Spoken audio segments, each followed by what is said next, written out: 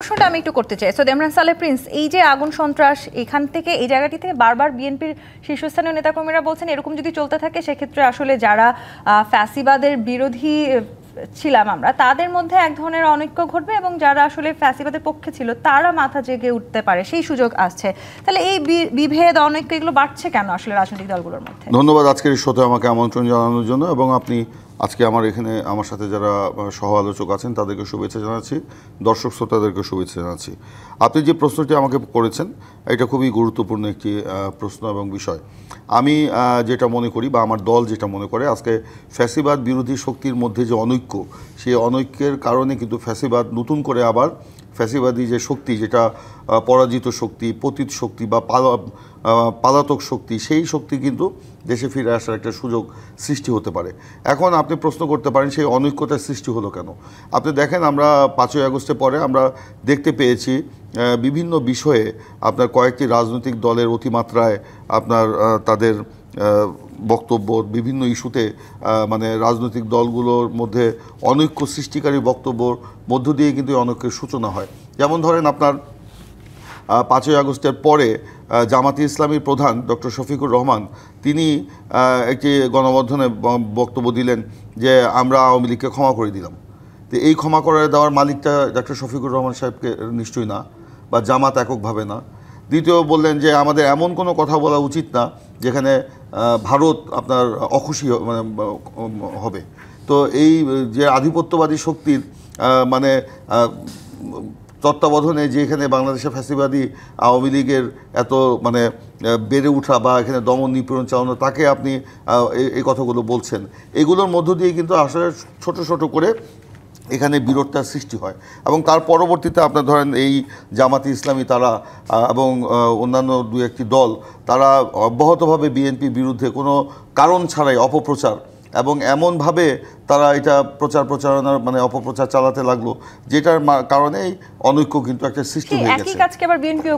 আমরা আজকে বাধ্য হচ্ছে, আমরা কিন্তু বলি নাই, আমরা কিন্তু হ্যাঁ ঠিক আছে, ইট মারলে তো পাটকেল খেতে হবে, এটা রাজনীতির নিয়ম। এখন জামায়াত যদি বলে তারাও বাধ্য হচ্ছে, আমরা না, শুরুটা করেছে কিন্তু তারা। আজকে তারপর দেখেন পিআরের নিয়ে যে আন্দোলন, এখন কি পিআরের কথা শুনেন? তো এখন আসছে কি গণভোট, ওই যে নির্বাচনের আগে গণভোট দিতে হবে।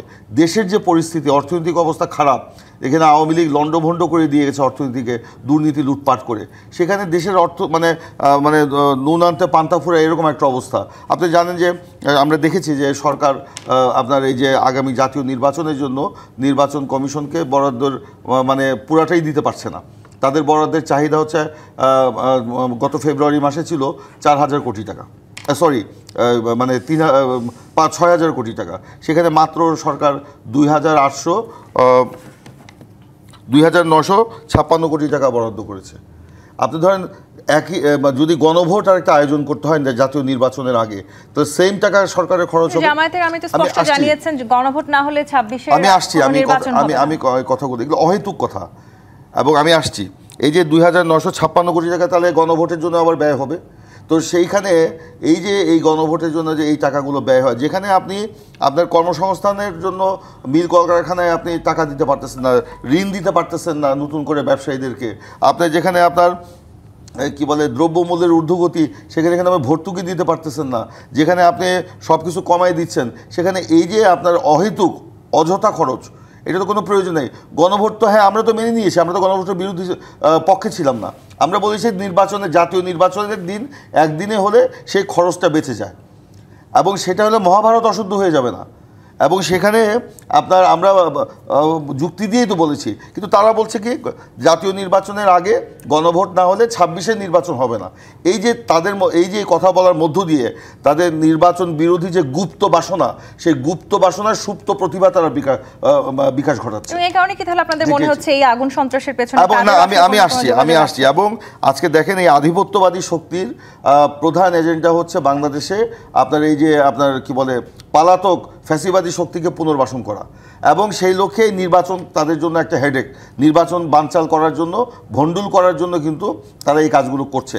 এবং একই সাথে জামাত সহ ইসলামী আন্দোলন সহ তারা যে আন্দোলনটা করছে, তারা যদিও বলছে এবং এই যে দেখেন একটু আগে যে আপনিও বললেন জামাতের প্রধান তিনি বলেছেন যে গণভোট যদি আগে না হয় তাহলে 26-এ নির্বাচন হবে, তার মানে নির্বাচনকে তারা পিছিয়ে দিতে যাচ্ছে, অনিশ্চিত করতে যাচ্ছে। আবার তাদেরকে কোনো কোনো নেতা বলতেছে 29 আগে তাহলে নির্বাচন হবে না, তাহলে নির্বাচন বিরোধী শক্তি কিন্তু তাহলে জামাতও হয়ে দাঁড়াচ্ছে, আওয়ামী লীগ তো আছেই। তো সে কারণে আমাদের নেতা বলেছেনই যে দুই দলের উদ্দেশ্য তো তাহলে একই। আজকে সেই কারণেই জামাত ইসলামে যে আজকে বলছে কি যে আগামী 16 তারিখের মধ্যে না হলে তারা যমুনার সামনে অনির্দিষ্টকালের জন্য অবস্থান ধর্মঘট করবে। এই যে একটা অস্থিরতা সৃষ্টি অহেতুকভাবে জুলাই আন্দোলন কি বিএনপি করে নাই? আজকে আমি একটু শেষ করি, এই যে জুলাই আন্দোলনের শহীদরা, বিভিন্ন যারা শহীদ হয়েছেন তারা আজকে শহীদের পরিবাররা দলে দলে বিএনপিতে যোগ দিচ্ছে। তো বিএনপি যদি জুলাই আন্দোলনের বিপক্ষে অবস্থান নিয়ে থাকে তাহলে শহীদদের পরিবাররা কেন কিভাবে আপনারা যোগদান আবারও সেই কোটা পদ্ধতিতে বিএনপিতে যুক্ত হচ্ছেন? কোটা পদ্ধতিতে না, কোটা পদ্ধতিতে না, বরঞ্চ আমরা তারা দেখেছে যে বিএনপির যে সংস্কার প্রস্তাব, বিএনপির যে অবস্থান, সেটা হচ্ছে গণ অভ্যুত্থানের আকাঙ্ক্ষা বাস্তবায়নের পক্ষে। আসবো আপনার কাছে।